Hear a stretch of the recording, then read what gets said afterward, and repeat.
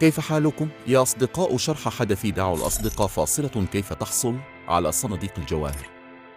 ببساطة كل ما عليك فعله هو إيجاد حساب قديم لك أو صديقك لم يفتحه منذ أسبوعين. بعد ذلك قم بنسخ الكود وإرساله لحسابك الثاني أو حساب صديقك ليضعه في مكان. ادخل الكود وبعدها أرسل له دعوة لتلعبوا مع 10 جولات. سوف تحصل أنت وصديقك على جميع أغراض الحدث.